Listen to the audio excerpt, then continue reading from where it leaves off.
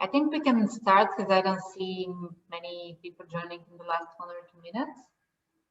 So,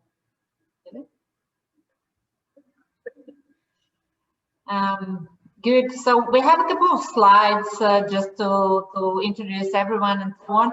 But I just wanted to start a bit further before diving into the topic, just to give you an overview where we started with the whole webinar program. It was kind of a pilot project organized by our customer success team. And I started it with a couple of webinars, mainly focused on the product. Probably some of you attended some of them, maybe not. They're all recorded so you can watch them, but they were all around the product and the business. It was somewhere in between, and how you can use the best the product for your business needs. But we tried to collect feedback after each webinar, and something that we noticed in every feedback was that actually most of the clients or the people who are attending are actually curious to hear more first-hand experience from our other practitioners. And we decided that it's a good idea to actually wrap up this indeed crazy year with very informal, friendly discussion, just to focus on what all of us have been through, how we dealt with the situation, and to stay positive in a way and look into the future if we can. And yeah, just make a wish, a Christmas wish to have a better one. So that was the concept of organizing this kind of different type of event. Our idea is to continue that on every 3 months, maybe to have a panel discussion on different topics as well. So we'll bring more practitioners on these type of conversations. And the topic itself, I know there are a lot of webinars on this. We did one in the past, maybe in April, focused on COVID and so on. But it's one thing is to read articles about what's going on, and the other thing is to have a direct chat with people who are running their businesses and actually can share what happened and how they went through. So that's why we decided to get this buzz topic and make the most out of it. Hi everyone, my name is Viviana. I'm part of the customer success team, and I was lucky enough to be co-organizer of the panel discussion with my colleague Miryana. Thank you for joining this panel discussion today, this afternoon, this night, or from whichever point of the world you're joining. We will try today, as Miryana already said, to kind of explore this crazy 2020 year that we went through and try to predict what the future might bring in terms of the co-working industry. What we tried to do today is actually organize a panel discussion, which is the first panel discussion for us, because so far we have been doing only product reviews or just trying to expand your knowledge on the product itself. However, the experience so far really, again, as Miri mentioned already, prove that clients and our customers are eager to share knowledge and experience with you guys, so they can more or less connect with you and share what's happening throughout the whole year and in general, of course. So we decided that the panel discussion would be a more useful format for wrapping up the year in a more cheerful and hopeful way. So we try to gather panelists from all over the world so we can get different perspectives and experience, having in mind different co-working spaces and the way they operate. Today, we're happy that we have people from all over the world, literally. We have representatives from Canada, from the USA, from Europe, and actually several points in Europe. So I would be happy to present them one by one. Just let me share our screen, please. And we would continue with the presentation. Okay. There we go. Yep, some technical issues as usual. Okay.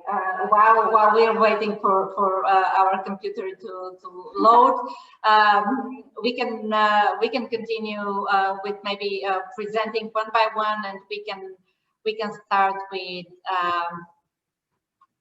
Karolina. Actually, she's working for HubHub. For those who are not aware of HubHub, they're a big chain of coworking spaces across Europe. And maybe Karolina, if you want to say a few words about yourself and maybe give your definition about 2020 and what's your sentence for it? Yes, hi everybody. It's first of all super nice to be here. So thanks for having me. So my name is Karolina, and yes, indeed I work for HubHub. So as you mentioned, we are across the Europe in several countries. So I'm currently in Warsaw, where we have 2 locations. In Poland, we are also in Czech Republic, Slovakia, Hungary, and the UK. So yeah, obviously dealing with quite an interesting time, as I think I described this year in one sentence as tremendously unexpected. But also, I like to think of this year as the one to, see the opportunities and not to waste this crisis in a way.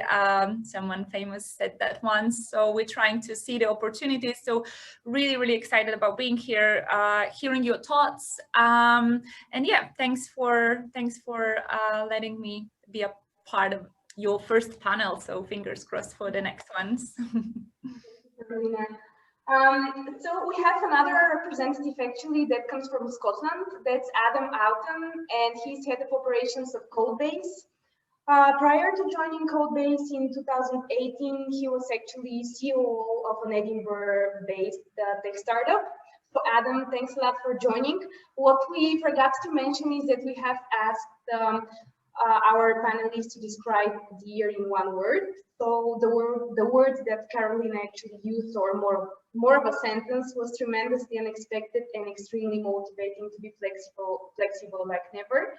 And what Adam said was simply unpredictable. Right? Next on the list goes Nevena. She's joining from Germany and Ahoy, Berlin. Nevena is a journalist and communication expert passionate about innovation with broad experience in startups, NGOs, and accelerators all across Europe. Actually, Nevena had a very interesting for us and a different definition of the year. It was COVID ergo Zoom.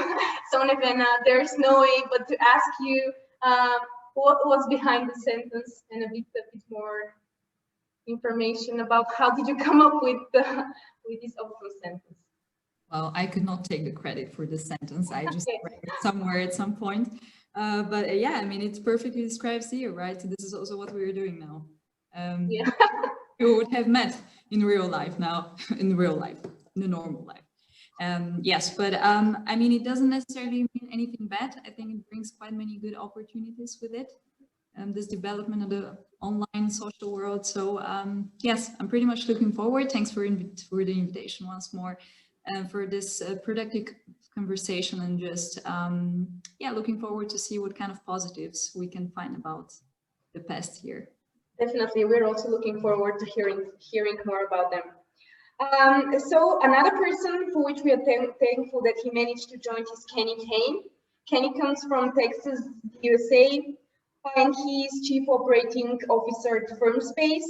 In his role, he oversees the national daily operations of the company. He has defined 2020 as self-awareness. Yeah, another interesting word on the list. Yeah, you know, I feel like all of a sudden we were all part of a unified experience, and we all found ourselves having to play a role in that. And you know, whether you were the operator or the member of a co-working space for today's conversation, you had a role to play in that as well, to look out for your fellow neighbor and keep everybody safe. So I felt like we've all been doing our best, and I think we'll probably hear a lot of how we've been able to do that during this conversation. So thank you for having me. It's great to be surrounded by folks from all around the world. And I told my team, this is the first time I've ever represented the United States of America in something so important. So thank you for having me. Sure, thank you, Kenny. And last but not least is Zhang, which is Chief Digital Officer in Center for Social Innovations from Canada. Far, far away, again, on the other side of the globe, closer to Kenny. Hey guys, Jenny, what's your one single word to describe the year? The word I used was resilience. I think it has been a very crazy year, and despite all of the challenges, what's interesting about this is a global pandemic, and I think it has brought us closer together as a global community, and we are going to be stronger coming out of this. Yeah, absolutely. Well, now that we went through your words, which in a way summarized how you felt about the year, I will throw at you our first question, which is broader and more general, but still, how did the year go for you and for your business? And let's maybe start with Nevena. Well, I wouldn't lie. I would lie if I say it was not challenging. It was pretty challenging. Quite many things needed to change, and of course, mostly not in a very positive direction, right? It was stressful in the beginning, just for the fact that you didn't know how to plan, right? When you don't know how the future will develop, you cannot plan. And you are, in this business, you're anyway used to flexible operations, I would say, but being unable to predict anything was already a huge challenge, which we faced. Yes, so the year started with pretty big uncertainty. No one expected how huge everything will become and what the impact will be. But I would say it basically, yeah, developed to the point where people started realizing that while being creative and flexible, you can actually find the answer for everything, and you can, yeah, you can develop, you can move forward, restructure, very important word. And yeah, this is how we basically mentioned to almost complete the year, I would say in a very positive way. I'm very, very thankful to our community for being part of it the whole time. So it's not only applause for my team, but also the whole community was a very, very important player. It's very interesting, Nevena, you mentioned about the community and how everybody worked together. For us, obviously, super challenging time. And actually, I joined HubHub in March. So I was able to, be within the normal co-work world for just a month. And then everything started, falling apart, and let's say world changed in a second. So super unpredictable. I agree, we couldn't plan, and we still can't plan a lot. And that changed like really. I think that's the biggest learning.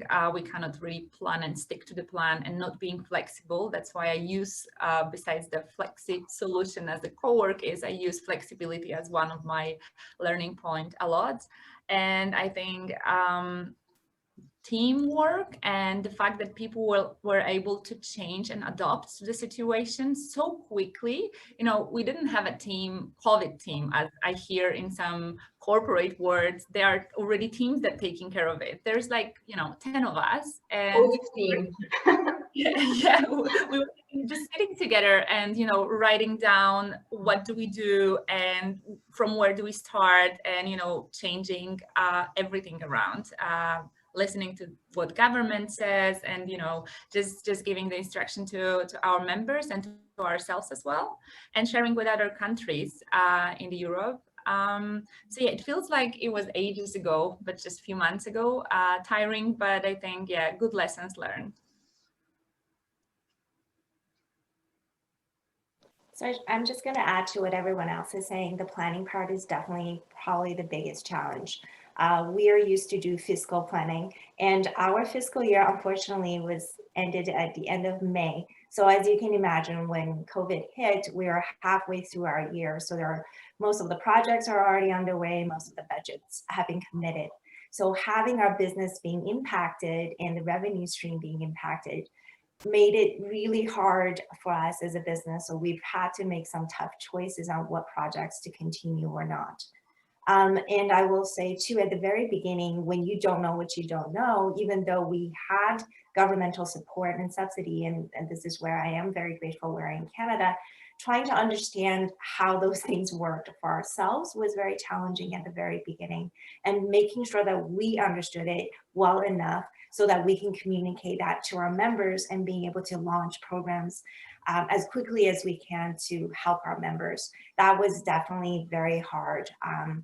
My team, I'm on the digital team, are very lucky in that we were able to actually focus on how to bring in new online tools to help our members. But for our community team, and this was another challenge, is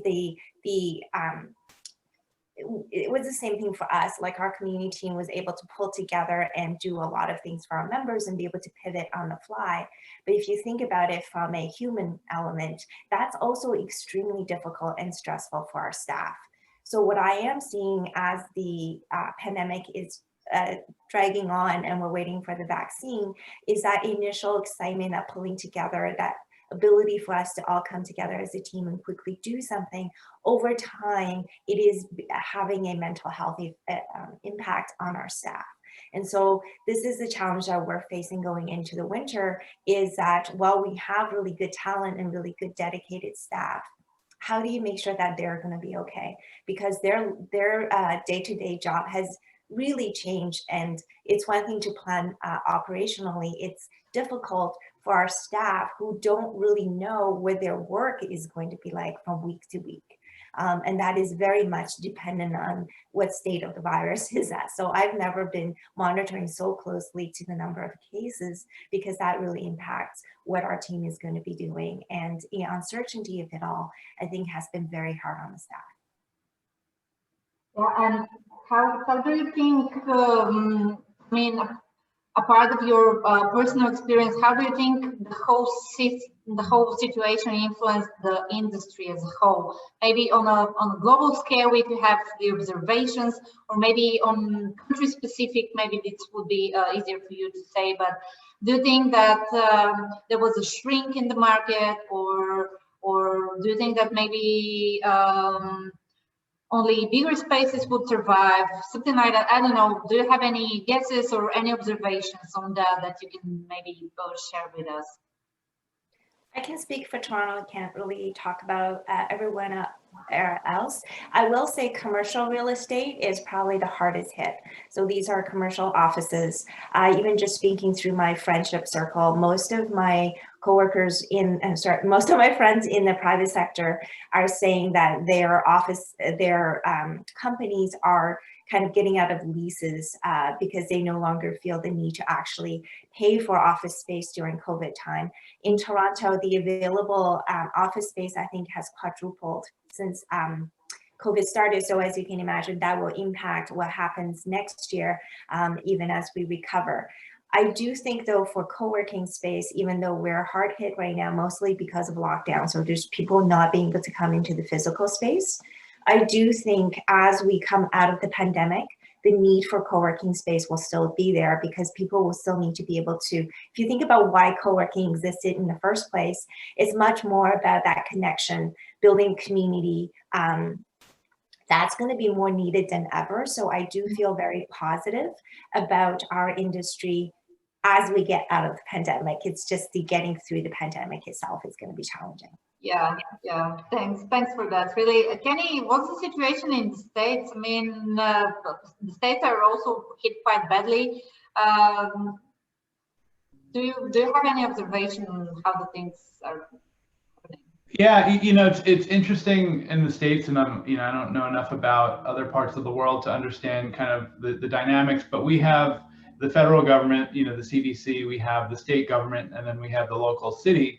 So for us, being in multiple cities and multiple states, we've really, going back to this COVID team concept, we've, really been trying to understand the orders that will come out from the local governments, interpreting them as it pertains to our business, Obviously, for us, there were a lot of businesses that were considered essential or provided essential services. So really just interpreting the orders and making sure that we were abiding by them, providing a safe space, and welcoming folks for as much normal at the office as possible. That was our priority. Just hopping back to the last question about sort of the kind of what the future holds, I think where we've seen at Firmspace going from this concept of most of our members having a year-long commitment, sometimes longer, we've really been focusing on allowing people to have a shorter commitment. So promoting the concepts of day offices, allowing people to work when they want to work. And then I think what the future will show is that people return to that longer term commitment, obviously for the benefits of a cost savings and making sure that they've got a place to put their things. I think we'll see that return, but I think for now, it's really people's comfort level and when they want to come into the office that we're focused on. Adam, I think you're the only one that we still haven't heard from. Yeah, no, I was going to say it's been, I think at the beginning of all of this, there was a big assumption that all businesses that we were kind of dealing with were going to be hit really hard. And there's no doubt about it, a lot of them have been.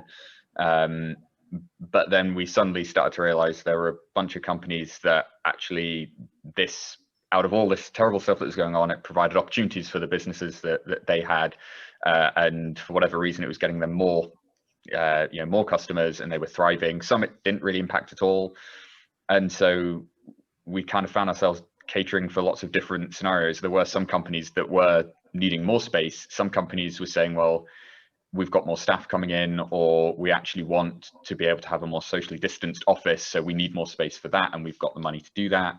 But kind of like Kenny was saying there, the big thing we kind of focused on was accepting that for some companies, this was just a kind of game-changing situation, and being flexible on saying, look, we can let you out of your licenses early, or being flexible in moving them into smaller spaces, because a lot of people did want to stay within the community. And for us, it's been about trying to figure out how do we allow those kind of, when people are crossing in the corridors, they have chats and they catch up and they sort of make connections that way. And it's, how do you do that? And at first, obviously, Zoom was great for that. And then suddenly the classic Zoom fatigue kicks in, and it's like, okay, well, how do you then adapt to that? And I think everybody's just having to kind of iterate basically as they go and find new ways of engaging with these massive communities who are all going through different but similar kind of situations. Yeah, there's actually something that I really liked which Karolina said in the beginning. She said that we cannot stick to the plan and not be flexible. I think that's a great formulation. You all guys said that we didn't in the beginning think that it's going to be so serious. So even though we're still in the beginning of the second wave, do you feel like the first one was the one that hit us harder, or it's the second one that caught us unexpecting that there's going to be a second wave? Maybe business-wise. Business-wise, yeah. I think for us, the first wave was hitting us harder. I think the unknown, and the people were scared much more than they are right now. So what happened, and actually referring to what Adam said, it was like, what do we do? Do we talk to HubHub? Do we talk to our managers? Do we talk to these guys so they give us discounts, or do we leave earlier, or let's just drop everything and work from home? Some companies were actually working completely remotely. They still work remotely. Some of them decided to stay, and they were in our premises wherever they still are. But the majority, I would say like even 70% of people just, stopped everything what they were doing and they just left. And we were waiting for some,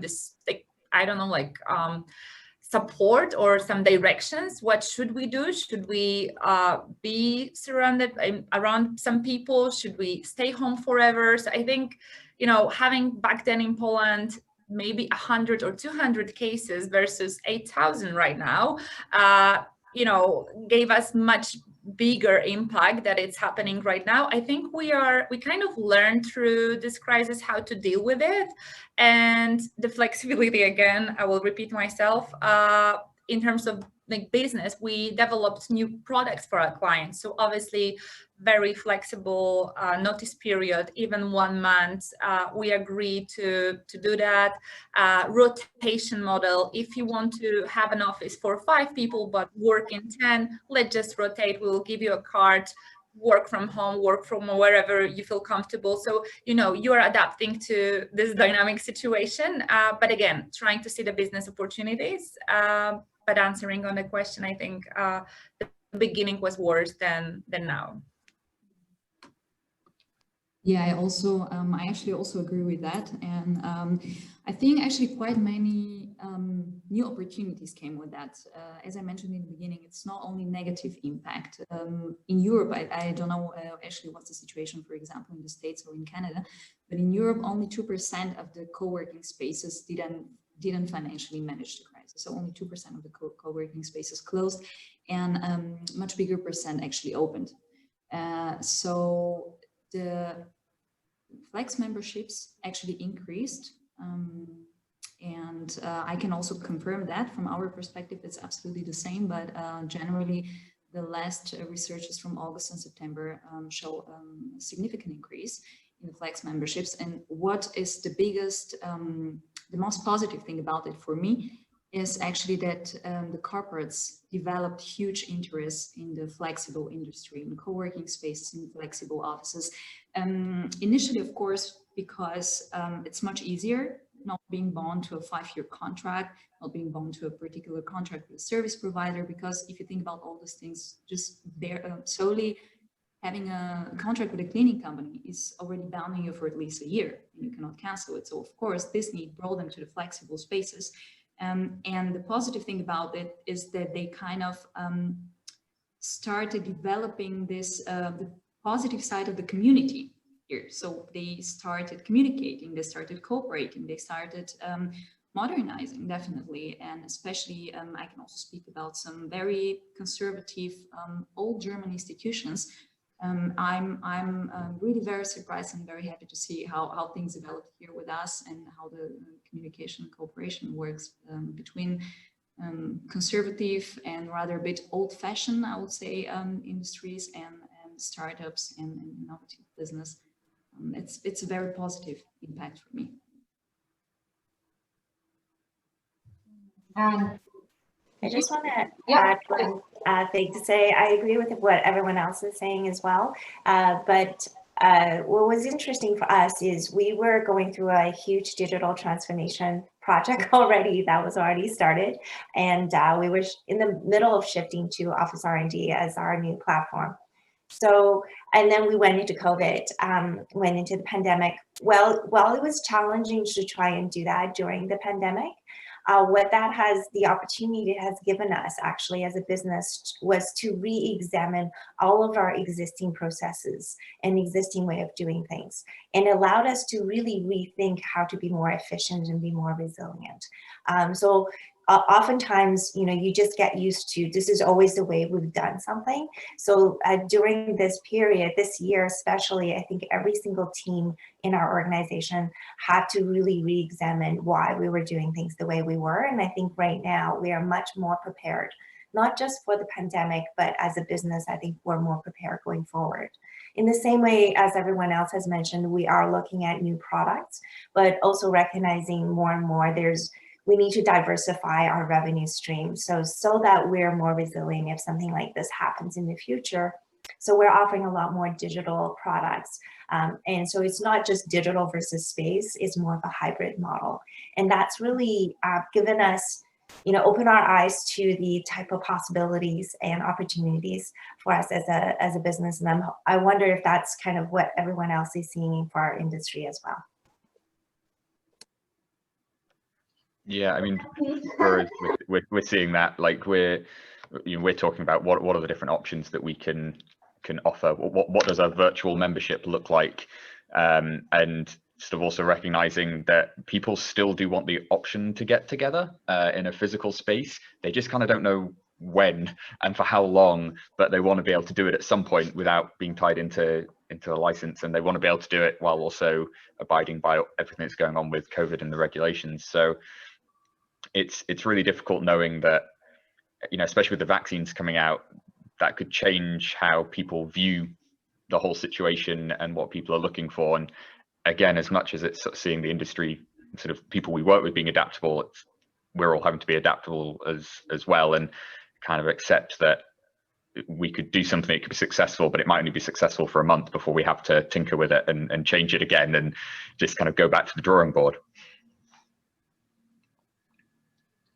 Yeah, actually, I was thinking to ask you the question, which were the main, let's say, 3 biggest challenges that you faced, and actually, you come up with particular solutions to them, if you can name them. From what I hear, actually, being creative seems to be not the hardest word, but sorry, reference to a song, but I mean, it's something that you just need to be creative all the time and catch up with the situation constantly, which on one hand can be very exciting, on the other hand can be exhausting, and on a third hand maybe it's not that sustainable. As Adam said, maybe in 3 months you have to change again something. So this can be an iteration process, but on the other hand maybe it's very unstable and you don't know what outcome to expect. So do you actually make these changes that freely? Does it take a long time to make these decisions and these changes? Would you say that these changes are actually changes in your business model, or are they more like crisis intervention for the time being? I don't know, Karolina, you've been silent, so please, if you have something to share here. Yeah, I'm actually thinking, because that's a good question, and I'm still referring to what Jane mentioned about digital products and online, because I think I find it quite challenging in terms of community to still keep them engaged and move everything to online. So I guess Jane will maybe share more about it a little bit. I'm super interested because, people are just not engaged. They just don't want to join on hundreds and thousands webinars, and it's very hard to pick the one that would be interested, even though we try so hard. So now doing the Christmas gathering Zoom, whatever word we will create in a second, it's not fun anymore, I guess. So that's probably the challenge. So when we sell the space and we say community is the biggest asset, and that's the biggest strength of our HubHub's spaces, and the space is empty, there is no community, and we don't do all the events and everything what happened in the past, I'm thinking, okay, that's a challenge. So what's the solution? Digital product. What kind of product do we do? So when you ask me about changing the business model, or shifting a little bit into hybrids situation, because this is where we are at and we're going to face that for the next 2-3 years, maybe even more, we don't know. I'm thinking that's the biggest change, and that will stay with us for longer. Everything what can help our clients, members pick co-work and feel comfortable, and at the same time keep all the benefits that we had in the past. So this is I think it's the biggest challenge, and we are still going through that. We're still exchanging ideas, hearing what's happening in other countries, and hopefully soon we'll be able to work on something like real and engageable for our community. I just want to chime in. The challenges that we sort of navigated were less around the community aspect, primarily because Firmspace's executive suites and a lot of our members don't necessarily come to us for the benefits of the networking and that sort of thing. So that was less of an impact to our business model. I will say one thing that we solved through the white label app that we have with OfficeRnD is the way that we communicate through COVID. In the beginning, we had put together a series of templates for COVID notifications, whether there was a positive case in our building, less frequent in our space itself, very infrequent actually.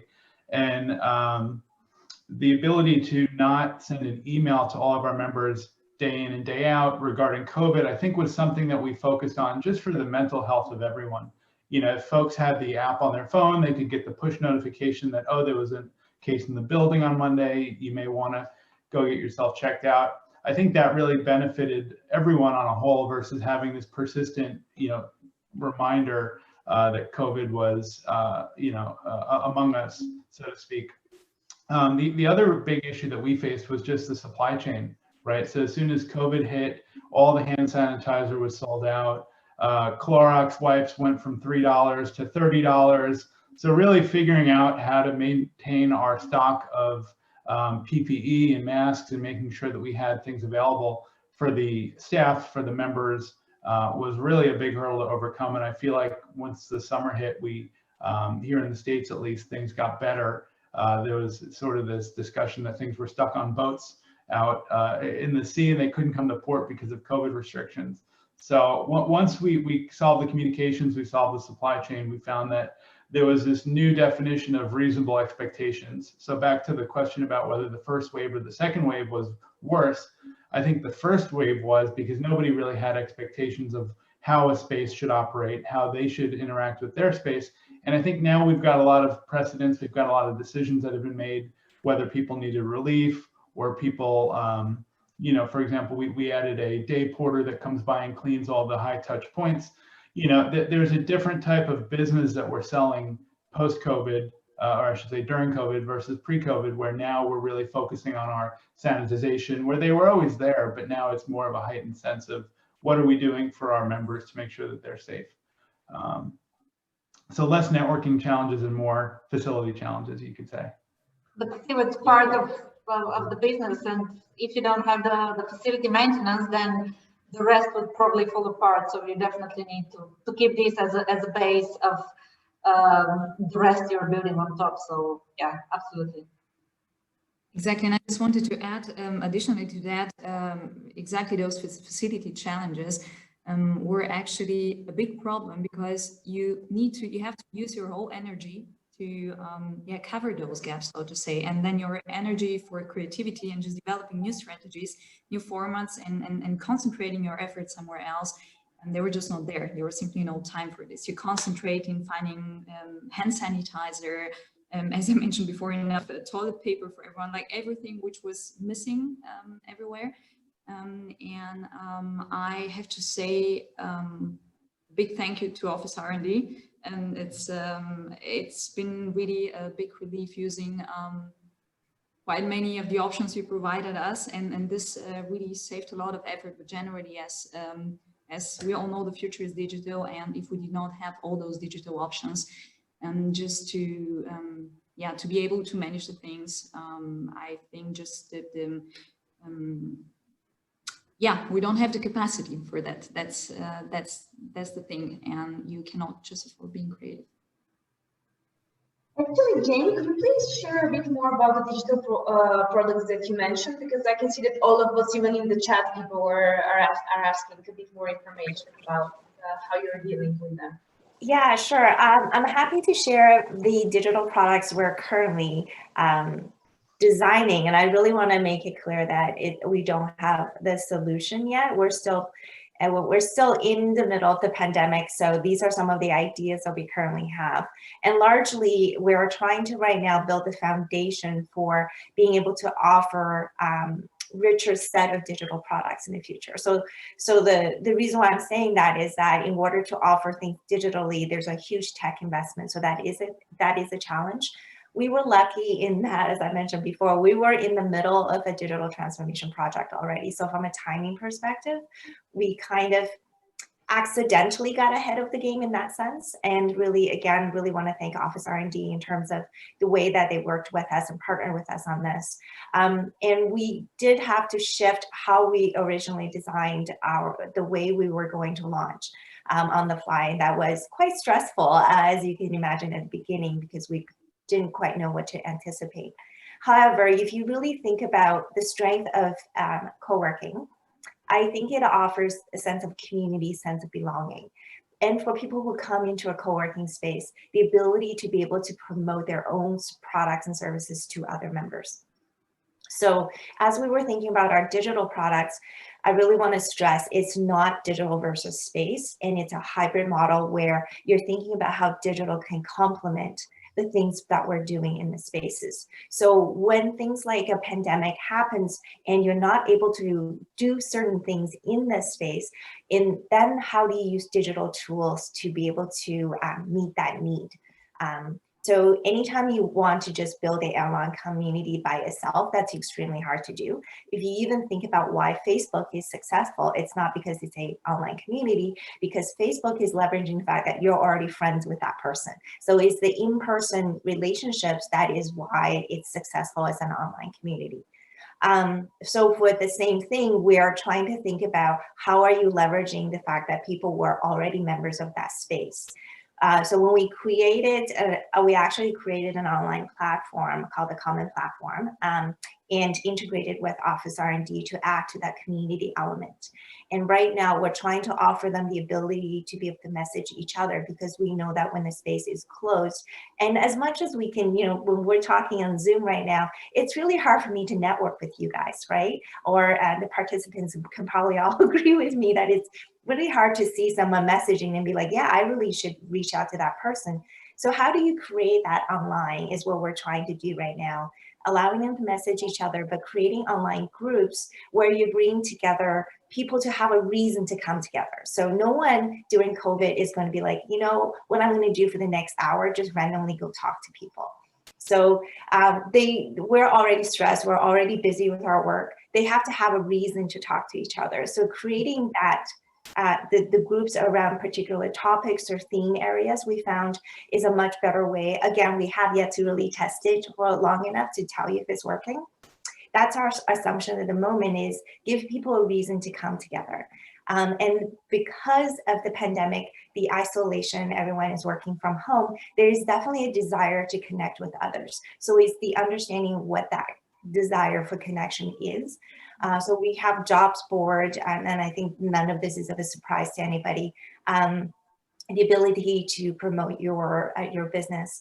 We're playing with the idea of a marketplace. So again, usually if you're a brick and mortar business, and this is what we're seeing in Toronto, it's the small businesses that are really struggling, because for them to invest in an online platform, e-commerce platform themselves, it's very costly. So it's usually the larger businesses that are able to switch to online delivery of products.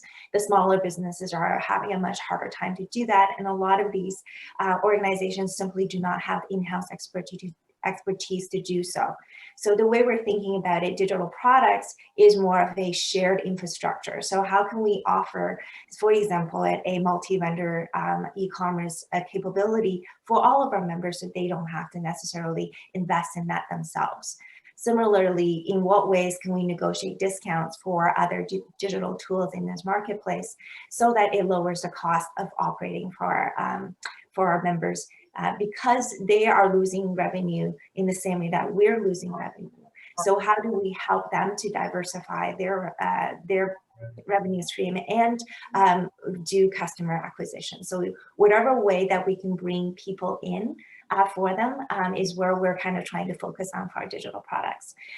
So I do also want to flag, there's been a lot of talk about virtual offices. I'm seeing two different kinds of virtual offices right now. One is more of, here's my business address, I would like for you to take care of mail. That was much more needed, I think, before COVID. I would be really interested to see what the demand is for that post-COVID. And then there's the virtual offices that's more of like, I'm not going to go into a workspace probably all the time, but I want to belong to a community. I still want to be able to network, and I still want to be able to attend events. Mm-hmm. Our assumption at the moment, the latter one, is more of what people are thinking. So we're trying to build our products to meet those needs. And we're still very much in the building stage. So love to, again, I'm happy to share the ideas that we currently have. And it would be really interesting maybe a few months from now to come back and see what's working, what's not. Yeah, I think you made a good point that actually showing understanding of your community needs actually is very crucial to make them stay with you, to I guess asking your community also what they want as a service would help you actually build your digital services, and it will be a kind of an easier or maybe faster process of coming up with a solution that would be beneficial for your community. But I wanted to bring you a bit now back on the team part, because you mentioned that a couple of times. And I know the team that is running the space and the community is always interconnected. And actually the health, if I can say that, the health of the team really influences the health of the community itself. So I was wondering, do you have any difficulties team-wise? Did you change your management approach if you're managing people in your team, or if you have someone who is managing your team, or did you see any changes in the management approach? Was there any dynamics, team dynamics, or was it necessary to maybe kind of shrink the team or do some changes, or did you suddenly step in some other shoes and you were forced to do things that you never did before? I don't know, we were talking about toilet paper, but sometimes you're the one that needs to bring the toilet paper to the toilet, even though there are people that are supposed to do that, but everything is changing and suddenly you figure out that you have way more than one or two hats. But yeah, I'm curious to hear your thoughts. I think in the beginning, we'll first of all, we somewhat had to limit the hours that we were in the space, right? Getting back to the first wave versus the second wave, and kind of the expectations of what we would be doing every day. We shortened the hours, and we staggered the staff, one go in the other one day, one go in the other day. And I should say hi to any of my team watching this. You know, making sure that they were safe first and foremost, creating the dialogue that if they had any concerns with going into the office, you know, that was our primary concern, right? Making sure that people felt safe. We did do in the beginning Zoom happy hours and trivia and you know, that sort of thing. And I think as we got further into the pandemic, we realized that maybe we didn't have to do that so often. And over the summer, we were able to restore the hours and make sure that people were 6 feet apart and they could still have the in-person experience at all of our different locations.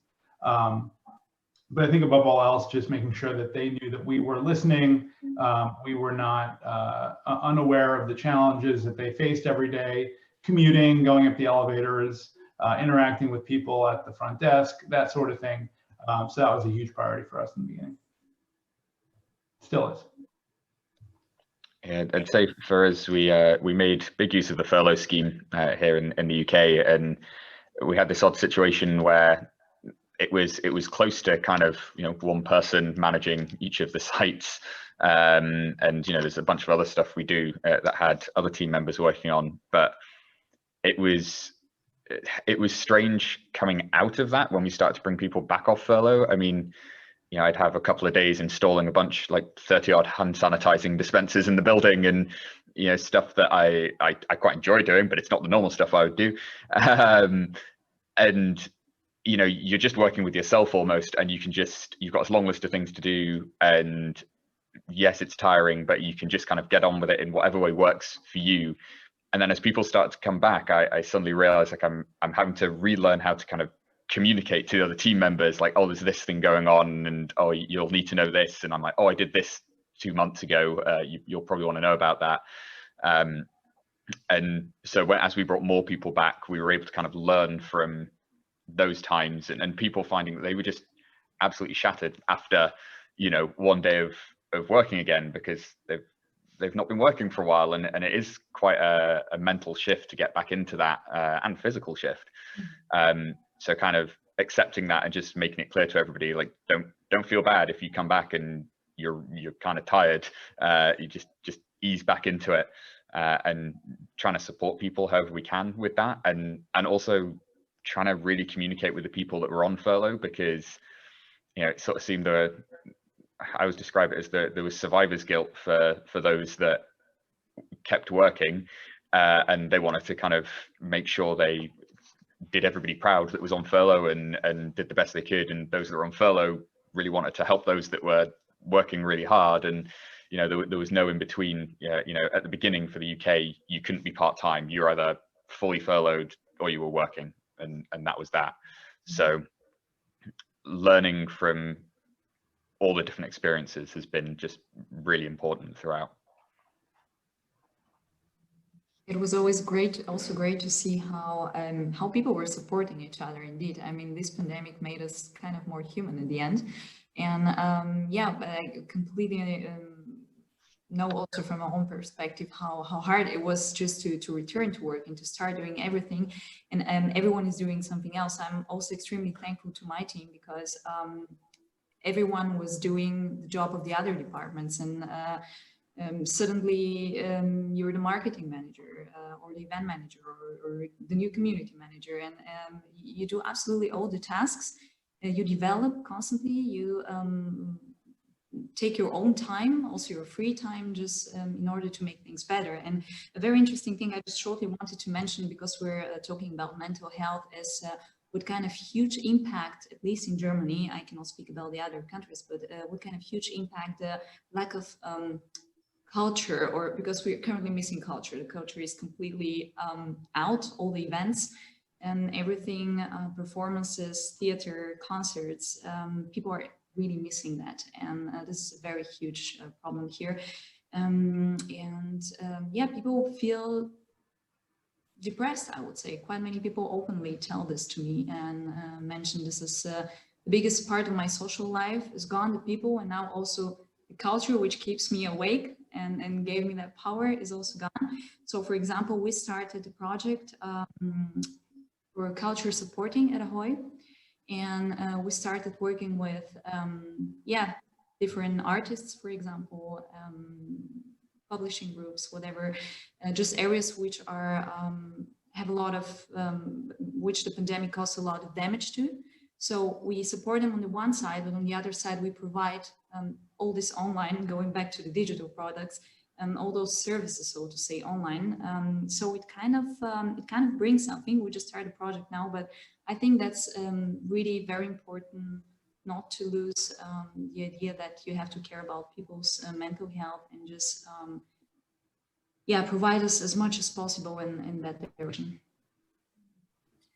Yeah, I agree, and it's such a management lesson for all of us, I think. Like I didn't experience anything like that. You guys didn't experience anything like that in the past. So I remember specifically one team meeting we had, and obviously everybody was doing some, you know, job not specifically related to their task. So as Nevena mentioned, like someone is all of a sudden marketing manager, and we are working around some disinfectants, and we're trying to make the space as safe as possible.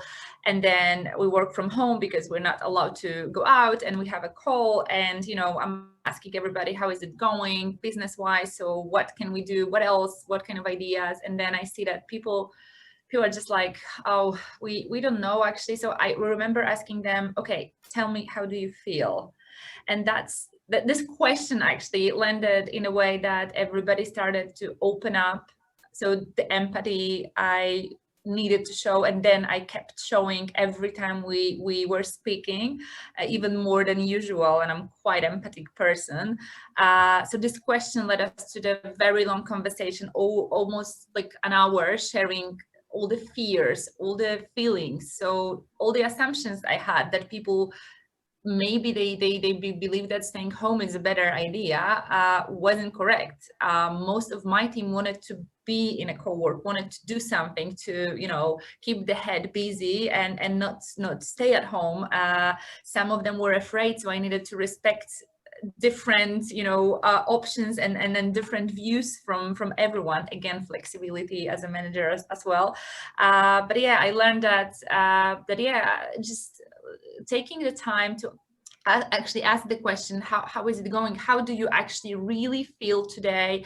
How does it impact you? Helped us going through this big crisis and big, COVID first wave situation. And I keep doing that every time I get a chance to speak to either the whole team or one by one. So yeah, I'm also very grateful for what we did together. Yeah, I have to agree. One of the biggest lessons we're learning is that human element. So we've had to, from a planning perspective, speak of like ineffectiveness of planning. We went through a whole HR project trying to think about how to redeploy our staff. And that was very challenging because it was really hard to think about where we're going to be and what things are going to look like. And then you're asking staff to really drastically change what their day-to-day responsibility would be, and then think about training and skill development and all of that. It was really difficult. But as we kind of went through that project, what we started to see is that the mental health impact on staff. So one of the things we learned is that to really not expect normal productivity levels from staff, even from ourselves, and be a bit more realistic and caring. So taking that self-care approach of, if you're having a bad day yourself, you have to understand that that's going to happen to your team as well. So what can we actually realistically accomplish? And everyone's situation is different. So when COVID first started happening, we actually had a staff survey to see who's comfortable coming into the space, whether or not, they want to work from home, etc.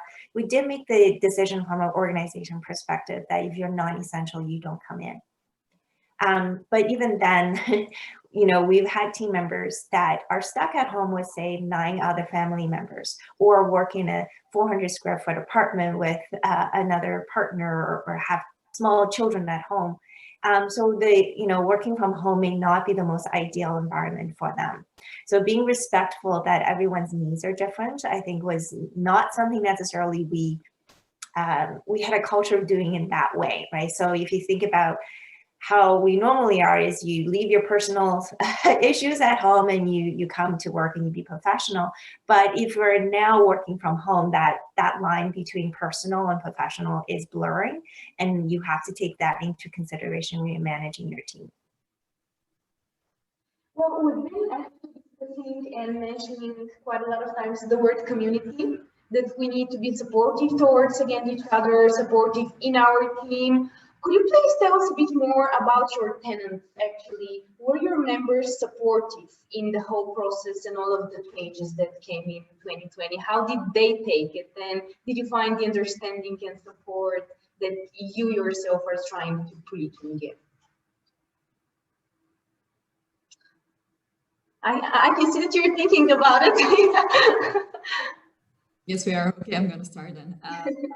Yes, I actually mentioned in the beginning that this was joint forces, and this is how it felt, and this is how it was the whole time. So definitely we try to be as flexible as possible, because quite many companies and co-workers needed that. So we kind of implemented different notice periods, for example, or the possibility to pause. But on the other hand, I realized, and I'm extremely thankful to our community also, that the ones whose business could afford it, although they were not coming to the space, they kept their memberships.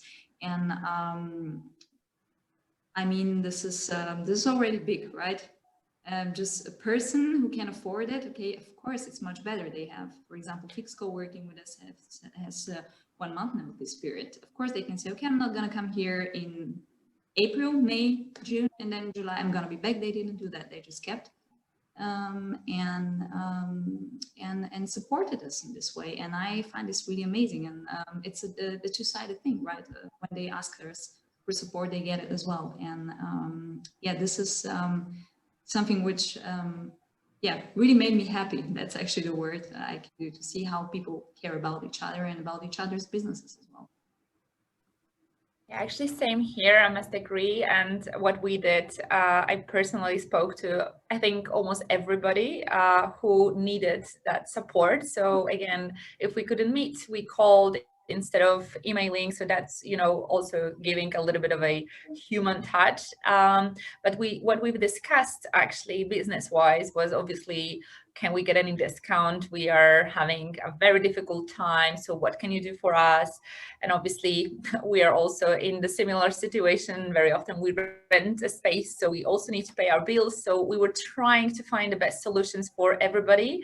And we actually spoke to everyone and treated everybody individually, very, very much listening to what is the need and how can we find a common solution. Some of our clients asked for like a suspension for 2 to 3 months and promised to be back. So actually another lesson, really, we didn't sign anything. We just, you know, believed in their promises, and actually they were coming back because they appreciated so much that we're doing it for them. For some of them, we were able to keep their stuff in our offices, so, you know, acted as a storage room, even not even, you know, taking a single €1 for that, which again could be a little bit tricky. But on the other hand, if they are coming back and if they're signing for a longer time after this crazy time and they trust us, I think that's the customer service, and that's the idea that pays off in the end. And obviously some of the clients were, as I mentioned, all the time here or not being visible because working remotely. I think that's a budget discussion and different reality, but I think I spoke to more than 100 of them, and I think I know every single situation and issue or the challenge that they are facing, but it also gets us closer as a, you know, community and the team. So yeah. Yeah, I'd say that we've kind of had similar things of everybody. The first question they are going to ask is, you know, can we get a discount? And yeah, we're in a similar situation. It's like, well, we're not getting it, and we can't pass that down. And very appreciative of the people that have kind of stuck around. Some of them have kind of left and then come back because they've realized actually they do want to be here, and they've managed to figure something out. And I think just acknowledging, you know, you'd get a phone call from somebody and you could hear it in their voice. They didn't want to leave, but you know, they had to do it. And you know, my response was always just like, you've got to do what you've got to do. Like, there's no hard feelings. Like, we get it. We hope to see you again. And you know, we've tried to find ways of creating like an alumni network of people who've left, and keeping those people as part of the community. You know, it's just accepting. Some people frankly have boards of directors who are just, their job is to look out for the business and the money, and they just go, well, this has got to go. And that's just the case. But it's been wonderful when people have been able to stick with us and really engage with us. And again, I think it's hard to show the thanks for that, but my hope is that once this is all over, we'll find a way. Yeah, that's great to hear. Actually, I think that so far we have agreed that apart from challenges, we also recognized a lot of opportunities. So could you guys share with us, like, clearly for you throughout the year, which are the opportunities that this crazy year gave us? I think for us, one of the biggest opportunities was just kind of get small to get big again. In a lot of ways, you know, one big thing we did was a rebrand. We rolled out a new website. We had done our migration to OfficeRnD last December, so basically a year ago we went live. And I couldn't imagine running the business with the old solution, with all of the situations that came up. You know, just about everything really pivoted and was essentially focused around OfficeRnD and how we were able to manage people's memberships, the support team. I mean, Blagoy, my buddy Blagoy at the support team, among others. You know, just really great people. And I think that, you know, my word of the year, whatever we want to call it, you know, self-awareness was that top to bottom, whether you were a member, whether you're staff, whether you're the operator, the owner, the software provider, we were all in this together. And I think that, you know, that was truly one of the biggest opportunities, was to just take a look at how we were doing things and not just responding to crises, but really planning and making solid plans to not only get new business, but retain, right? So I think retention is probably a big word this year that we've all redefined. What does that mean? You know, how do we make it possible for people to stay in the space? To everyone else's point about folks who were struggling, And I think it sounds like we've all done our own part to make that happen.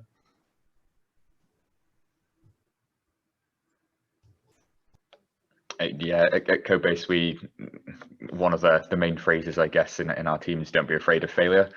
And we've always said that, but particularly now, it's just been, we're going to try some stuff, and some of it might sound absolutely mad, and sometimes it's the mad things that succeed. And the fact is, some of them won't, and that's fine, but then at least we know. I think it's easy to sit down and go through meeting after meeting, trying to figure out some grand plan.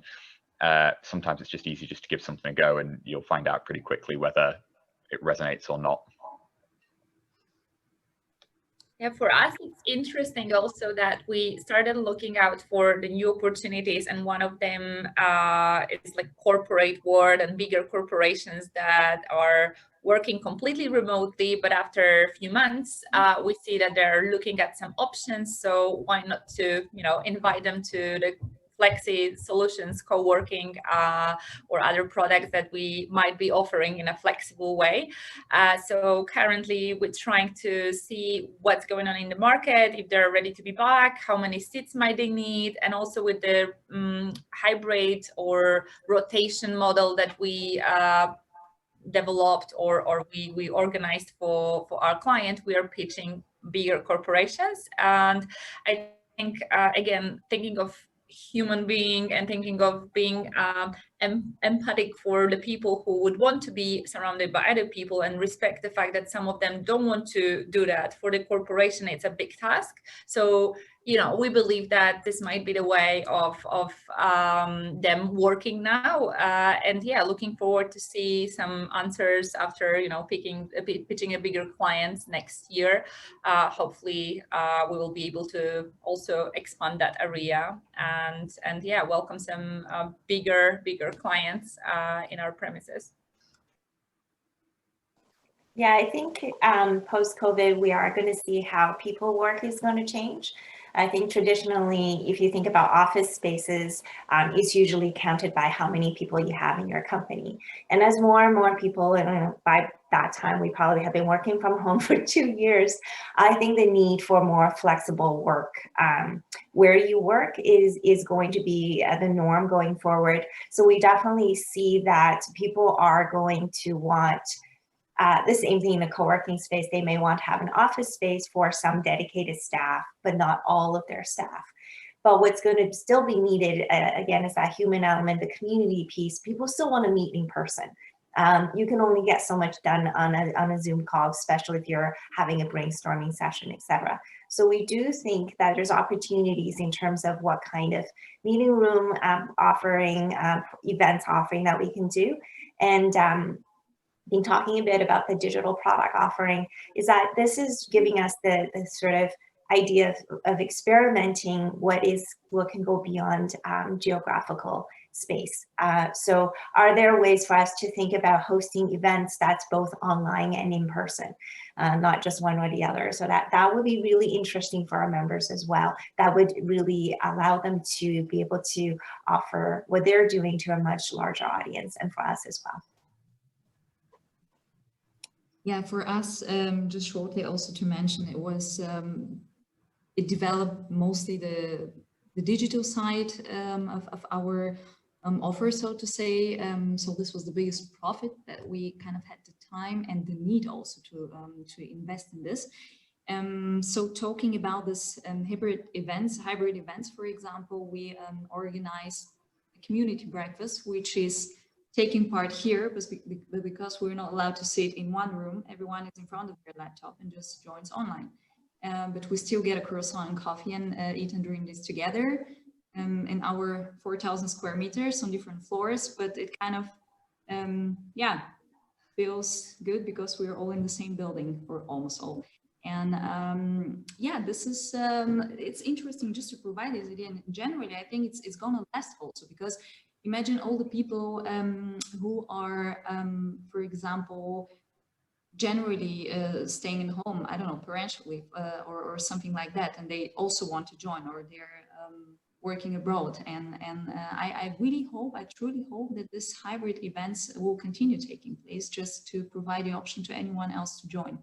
And also another opportunity, just shortly to mention, which we had is as the vacancy was really, went down, so to say, in April and May, we had the opportunity here to create units, different units, and the companies which managed to stay the whole time here, we kind of managed to find really the best part of the building for them. So kind of a bit restructuring, about playing Tetris, so to say. And yeah, it was at the end, it turned out to be a very positive thing indeed. Now everyone is having exactly the right place which they need. So this was also something which. Nice. Thanks, Nevena. We're running a bit out of time. We have 2 questions left. I'll ask you just to maybe shortly answer them, because I think they're kind of interesting. One of them is, what did you learn about yourself throughout this year? And is there something that you would have done differently throughout 2020? And the last question would be to wrap up and just to give your kind of projection about 2021. But just with a few words, what you learned about yourself, would you have done the things differently throughout 2020, and how do you see it next year?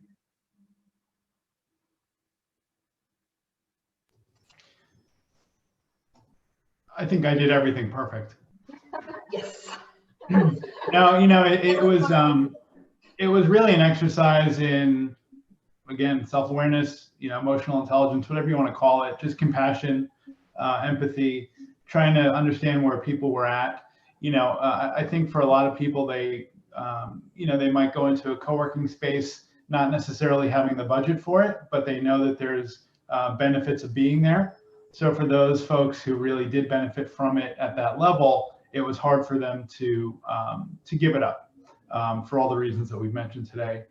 You know, I think looking forward, I think that we have a duty to maintain the safety of the space and make sure that our members feel protected. And, you know, beyond that, we're providing a service with the space, and we can only hope that we're delivering on our promises. But I want to thank everybody for their time listening today and participating. It's been a good conversation.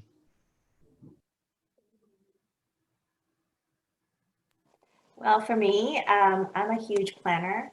So this has been, 2020 has been the year of living outside of my comfort zone. Like my boss used to make fun of just how comprehensive my project plans are. And I had a GIF that basically was showing this thing being printed, like a project plan being printed and shredded right away. So that is my year if I were to sum up 2020. So learning how to be a bit more agile and knowing that I'm the kind of person who wants to have everything planned into the nth detail, and that's who I am, and need to be uncomfortably comfortable, maybe is the word for it. And again, the empathy piece, just recognizing that we're all globally going through a very tough time and everyone is struggling. So this is suffering on a global scale, but I do, and I know I'm using the word suffering, sounds like it's a very harsh word, but I think when you suffer, it's just a measure of how much you care about something. And one of the things I really am hearing from all of you too is the importance of community. And we all have a desire to serve our community. So what I've learned this year is really community is way more important than project plans. What I learned about myself is, maybe it will sound a little bit funny because it's such a challenging time, and I learned how to not to stress that much and not to worry about things like, you know, there is a call and my 2-year-old son is, you know, screaming behind my back, or my dog, who is, by the way, here with me, just jumped now. So, you know, that kind of things are happening. Yeah, you know, home office, sometimes things are very unpredictable. I know everybody is focusing on him right now, not he listening to what I'm saying, but yeah, he's really cute. So look, I was really stressed that I'm not, you know, enough, in a sense that on my side of a call there is always something happening, or I'm late, or, you know, I need to switch off the camera because I'm so afraid of people seeing what's behind in my place. And then, you know, you realize that on the other side, there are also parents, there are also people with dogs, cats, as we heard today, or other whatever animals, and that's okay. It's all fine. We're human beings. So yeah, just not to stress too much, and we all understand that it's a very difficult time. So yeah, be supportive and be open what future brings. So that's my learning. I think for me, 2020, it's actually kind of mimicking Karolina a bit there. And just trying not to stress out too much and learn to switch off. I think I definitely started off during the pandemic, probably not quite realizing just how long it would go on for, and you're kind of working at 200%.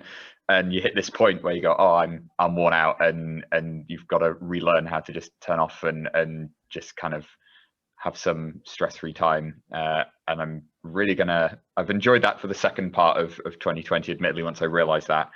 But I've really got to remember, I think, how to carry that into 2021 when hopefully things get going a bit more. I'm just really looking forward to hopefully being able to see more people in person. But again, going back to this kind of hybrid approach, also excited to see people that have maybe joined us throughout the pandemic in a virtual sense and still be there. And for some of those, maybe seeing them in person, but for some of them, they may still be on the other side of the world and being like, cool, yeah, you're still part of this community and we still get to see you. It's not one or the other anymore. Yeah, I would completely join your opinion, guys. For myself, I can also say I would have panicked less. This is my learning from that year. Definitely, if you're calm, if you can think about things, as we started with that, I also finished with that. We all know that the future is unpredictable more than ever, and we all know that we cannot do anything about or against it. And therefore, yeah, my learning is to remain calm as much as possible and yeah, plan as much as you can, do as much as you can, not make yourself crazy, take care about not only other people's mental health, but also yours, because you cannot do everything. We're not robots. And I hope this will remain like this. Funny comment with the hair washing, by the way. Maybe many people learn that as well. But yes, just remain as positive as possible and know that sooner or later things will change again. Thanks. I'm happy to see Indians like smiles on all your faces. We went through so many kind of topics, hard topics and happy topics, changes, inspirations, feeling lost, and it's been a kind of a roller coaster in a way, but in the end you have fun on the roller coaster as well. So thanks for that. We're just looking at the chat right now to see if there are any questions from the attendees, and maybe there will be just one last because we're way beyond time, and I really appreciate that you're staying with us and continuing to chat, but maybe we need to wrap up. So let's just take one question that I can see now from the chat, and the question is, do you guys think don't you guys think that actually the virtual memberships kill the purpose of co-working and community building? Virtual offices. This is a question. Yeah, I personally don't think so. I think today we've been talking a lot about hybrid model. So when we talk about virtual offices, it's really how we're complementing what we're doing in this space. So I do believe very strongly that the need for co-working and community building in person is still there. So if anything, any type of virtual offering is going to complement that. So for example, if you're going to have an event, oftentimes people want to follow up after they've gone to a very good event. So now if you have that virtual offering, they're able to connect with each other post in-person event a lot easier. So I think it's actually going to add to it and make it a richer offering instead of competing with it. Anyone else who wanna comment on that? I think it generally depends on the approach, right? It depends on the person who is looking for the virtual office service, because of course we also have customers who just need to sign a company somewhere currently just because they cannot afford an office. And you cannot press those people, you cannot push them and say, you are now going to become part of our community or we don't accept you. you're trying, you're doing your best, but at the end, also when you think that you're basically with a virtual office service, offering support to that person or company, yeah, it's basically at the end a good thing you're making. So as soon as it helps the company to recover, of course, as a community manager, I'm happier if those people are also eager to take part in the community life, but yeah, it's not always the case. Thank you, Nevena. Okay, guys, thanks a lot once again to all of the panelists for joining us today and accepting our invitation to be part of our first panel discussion. Thanks to everyone that joined the discussion and stayed until the end. We hope that it was interesting and useful for you. Yeah, it was really interesting and inspiring for me to hear your point of view, because I used to work in co-working spaces before. Now I'm working with OfficeRnD. So I've been in these kind of operations and I've been questioning myself and putting the same questions in front of myself, but I don't know what it is now to run a co-working space in these times. So it was really a great pleasure to hear your point of view, and thanks for being open and sharing the good, the bad, and the ugly with everyone. I haven't worked in a co-working spaces, you know, haven't shared the same experience as Miri, but it was super interesting to hear your different perspectives. And I do believe that it was a very pleasant conversation. So we really wish you happy holidays. And we can see the dog again. I think that Jane can show her cat as well, because she does have a cat, yeah. Yeah, for everyone that is listening the panel discussion today, if you're curious or want to take part in other panel discussion, drop us a line. If you want to get in touch with someone, just speak to us and we'll try to connect you, because we saw a lot of comments in the chats and I think many of the attendees resonated with the things that you said. So maybe some people will be happy to connect with you as well. So good. Yeah, we're taking a picture. We can't take a selfie really with all of you, but that would have been great. Yeah, take care, everyone. Thanks again, and let's wish for an amazing 2021 and for even more creativity. You guys, have a great night, day ahead, depending on the time zones. And very happy holidays, and let's hope to start with a more positive note, 2021. Everyone, it's a great pleasure to be here. Thank you, guys. Great meeting you all. Take care. Thanks, everybody. Cheers. Bye, guys.